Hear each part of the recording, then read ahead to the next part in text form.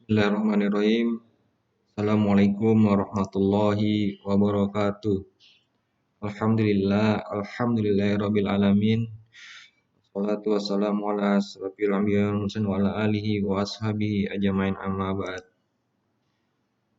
Baik adik-adik ekonomi syariah sekalian, pada kesempatan hari ini saya akan membawakan materi, yaitu materi kita setelah UTS ya, mengenai manajemen penghimpunan dana.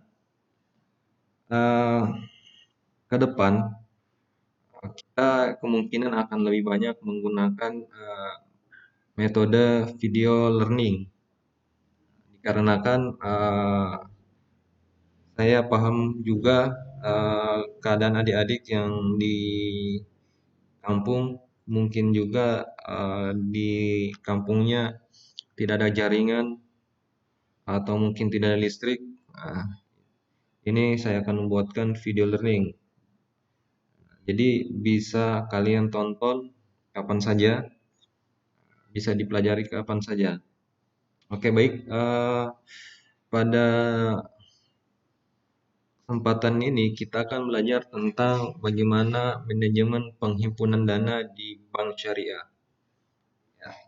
Seperti yang kita ketahui, bank syariah itu dia sebagai lembaga intermediasi, ya, yang mana tugasnya adalah menghimpun dana dari masyarakat, kemudian menyalurkan dana tersebut ke masyarakat yang membutuhkannya. Adapun kegiatan bank dalam mengumpulkan dana tersebut disebut dengan namanya kegiatan funding atau pengumpulan dana. Sementara jika menyalurkan dana masyarakat atau kegiatan bank menyalurkan dana ke masyarakat itu disebut dengan namanya kegiatan financing atau pembiayaan atau lending ya. Nah, kalau adik-adik nanti kerja di bank itu kalian akan menemukan istilah ini, ada funding, financing, dan lending. Nah, dan bisa jadi ketika kalian wawancara ini kalian akan temukan istilah ini, atau mungkin kalian akan ditanyakan apa itu funding, apa itu financing, apa itu lending. Nah, kalau funding tadi itu ya menghimpun dana dari masyarakat. Nah, instrumennya apa? Instrumennya dia menggunakan tabungan, deposito, dan giro. Kemudian dia menyalurkan dana tersebut dalam bentuk financing atau lending. Ya, instrumennya sudah kita pelajari kemarin. Ada namanya pembiayaan berbasis jual beli, berbasis kerjasama. Ada namanya juga pembiayaan sewa. Kemudian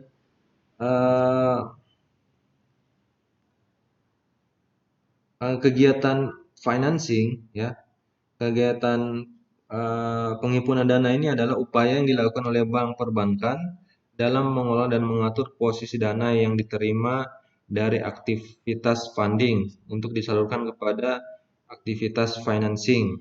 Nah, dengan harapan bank bersangkutan tetap mampu memenuhi likuiditas, rentabilitas, dan solvabilitas. Apa itu likuiditas? Likuiditas itu adalah kemampuan bank untuk memenuhi kewajiban finansialnya yang segera harus dipenuhi. Jadi bank, kalau kita ada namanya rasio likuiditas, ya ini sebagaimana bisa bank tersebut memenuhi kewajibannya, yaitu kalau kewajiban bank itu kalau kita lihat laporan keuangan itu ada namanya simpanan, tabungan, deposito ataupun giro. Nah, bagaimana ini ketika ada nasabah mengambil dana, bagaimana cara atau bagaimana upaya bank sesegera mungkin untuk memenuhi pengambilan dana tersebut. Jangan sampai dana yang dihimpun di masyarakat tadi disalurkan keseluruhannya ke financing atau lending. Oke, kita lanjut di slide selanjutnya. Nah, sebelum kita masuk, ini kita lihat dulu perkembangan pembiayaan ini adalah perkembangan aset pembiayaan dan dana pihak ketiga. Nah, kalau kita lihat ini eh, saya tidak menyinggung aset karena ini tidak masuk di materi kita. Nah, saya menyinggung namanya PYD. PYD ini adalah pembiayaan yang disalurkan dan DP ini adalah dana pihak ketiga.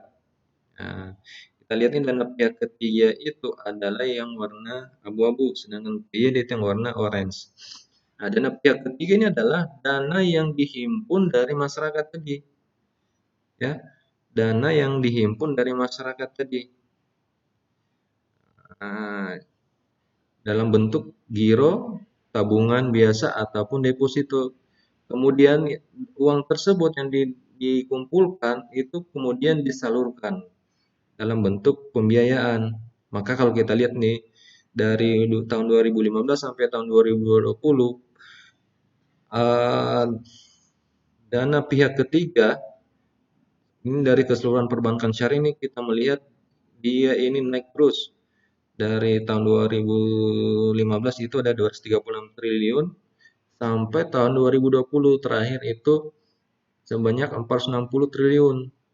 Kemudian dana yang disalurkan itu juga meningkat. Di tahun 2015 itu tahun 218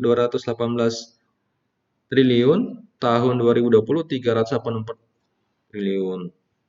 Kemudian ada sini DPK atau dana pihak ketiga itu adalah dana yang dihimpun tadi.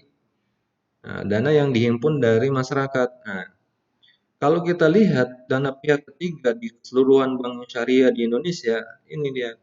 Totalnya tadi kan tahun 2020 460 triliun. Maka 460 triliun ini ya. Nah, itu ada berapa rekening sih 460 triliun itu? Terdapat 35,33 juta rekening. Nah, jadi ada 35,33 juta rekening, bukan nasabah ya, bukan orang. Karena bisa jadi setiap orang atau setiap nasabah memiliki 2 atau 3 rekening. Nah, jadi dari 460 triliun itu adalah itu dari 35,33 juta rekening. Kemudian dari total DPK itu terbagi lagi kita lihat nih mana porsi paling banyak atau dana pihak ketiga itu porsinya paling banyak itu dari mana.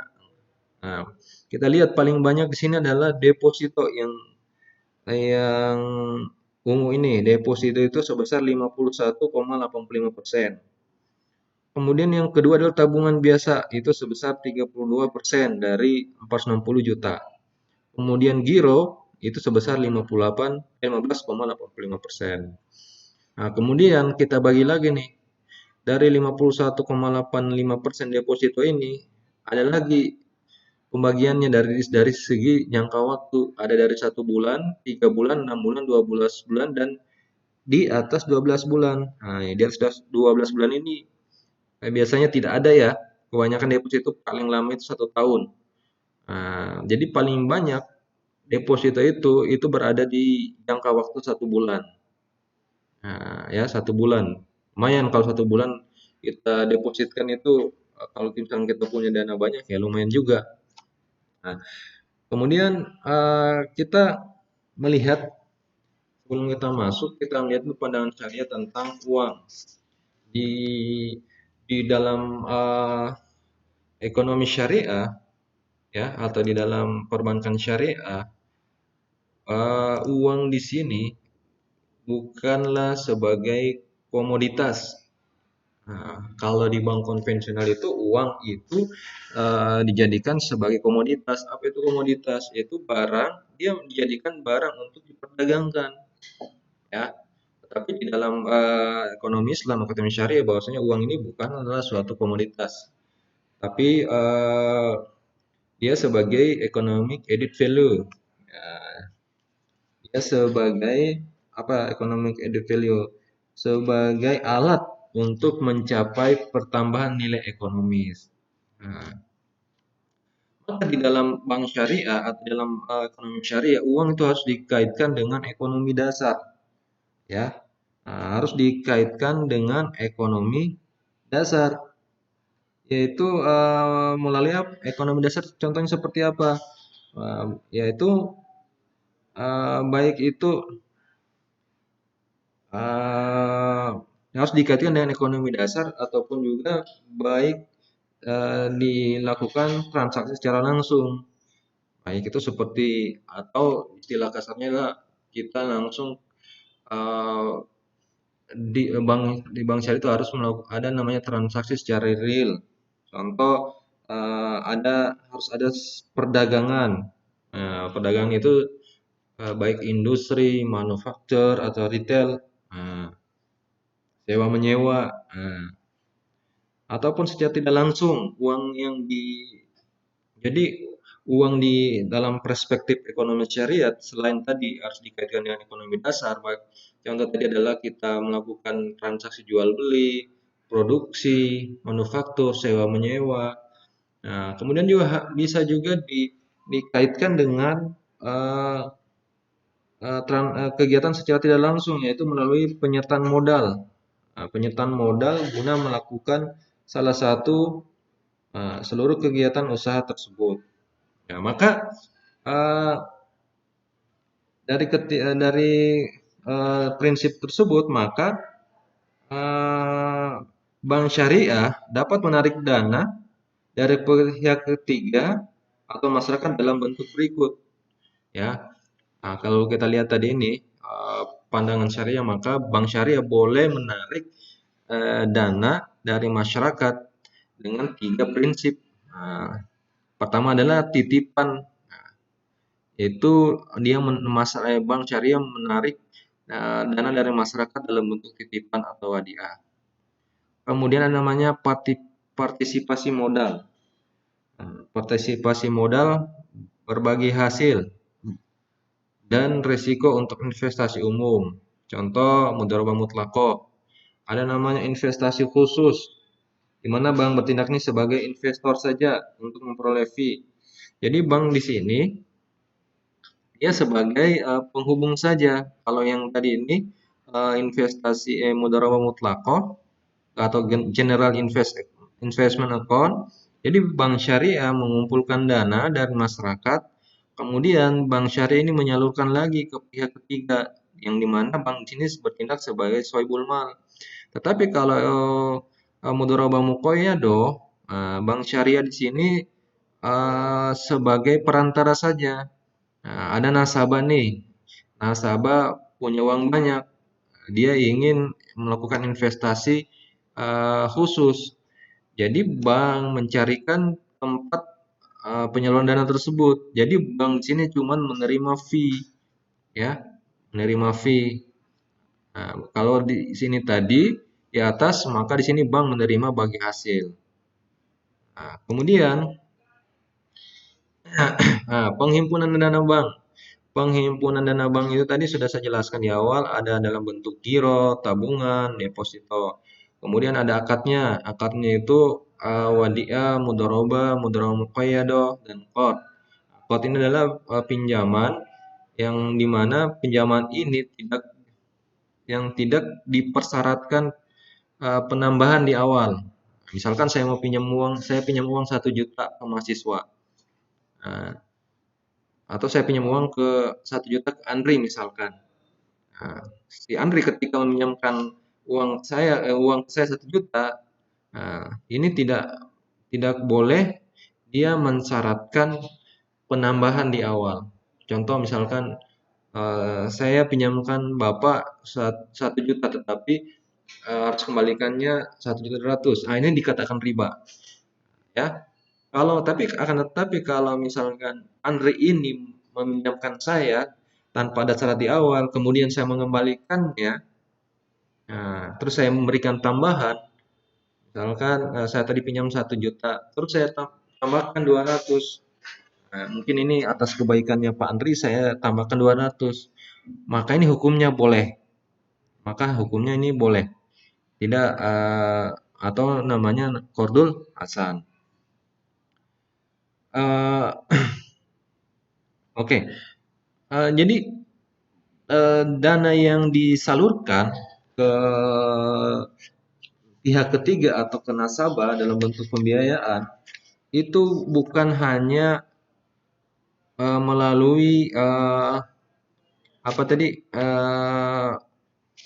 melalui deposit atau tidak semuanya dana yang disalurkan itu berasal dari dana nasabah. Tetapi sumber dana bank syariah yang disalurkan ya itu ada tiga, ada modal inti, ada mudharabah account, ya, ada wadiah atau non remunerated deposit. Nah, ini dia sumber dana bank syariah. Nah, ini jadi kita harus tahu dulu nih, bank syariah itu dalam menjalankan kegiatan operasionalnya, kita harus tahu sumber dananya dari mana, ya. Nah, selain tadi pertama sudah saya jelaskan bahwasanya sumber pertama adalah melalui penghimpunan dana dari masyarakat dalam bentuk deposito, giro atau tabungan biasa. Eh, Kemudian sumber dana bank syariah itu di sini ada tiga. Pertama itu ada modal inti. Modal inti itu adalah dana modal sendiri yang dimiliki oleh bank, yaitu dana yang berasal dari para pemegang saham. Jadi modal inti ini adalah atau core capital ini adalah modal inti. Nah, misalkan kita mau apa namanya, membuka usaha fotokopi misalkan, nah, kita sama-sama maka ada namanya modal inti, itu modal dari para pemilik saham. Nah, modal inti ini terbagi tiga, ada modal yang disetor pemegang saham, ada cadangan atau ya dana cadangan sama laba ditahan. Modal yang disetor, modal yang disetor itu adalah apa sih modal yang disetor sama pemegang saham? Yaitu modal yang disetor di awal ketika mau membangun atau mendirikan bank ini. Misalkan ada tiga orang mau mendirikan bank syariah, si A, si B, si C, maka masing-masing tiga orang ini menyertakan dananya atau menyertakan modalnya. Kemudian modal yang disetor pemegang saham juga ini bisa juga selain tadi modal yang disetor di awal, bisa juga ada namanya penambahan modal. Nah, atau misalkan salah satu dari tiga orang tadi ini mau menjual sahamnya atau melepas sahamnya, maka dia jual ke temannya, maka bisa masuk sini. Kemudian ada namanya cadangan. Cadangannya itu adalah laba yang didapatkan oleh bank, laba di akhir tahun yang tidak dibagi. Nah, jadi cadangan ini adalah laba, yang mana laba ini didapat dari laporan laba rugi. Nah, ketika laba rugi di akhir tahun ini sengaja disimpan dan laba ini tidak serta-merta dibagikan ke pemegang saham secara keseluruhan. Tapi ada juga yang harus disimpan, disisipkan untuk berjaga-jaga jangan sampai nanti ada resiko kerugian. Nah, itu cadangan. Terus laba ditahan adalah laba yang seharusnya dibagikan kepada para pemegang saham, tetapi pemegang saham sendiri melalui rapat umum atau RUPS diputuskan untuk diinvestasikan kembali pada bank. Nah, laba ditahan juga ini merupakan cara untuk menambah dan dana modal dan lebih lanjut. Nah, jadi laba ditahan ini adalah laba yang seharusnya dibagikan ke para investor, tetapi melalui rapat umum pemegang saham ini ditahan dulu, disisipkan. Oke, saya cukupkan presentasi di sini. Saya lanjutkan ke video kedua karena saya potong video ini jangan sampai terlalu panjang, jadi susah diupload. Oke, kita lanjut ke video kedua ya.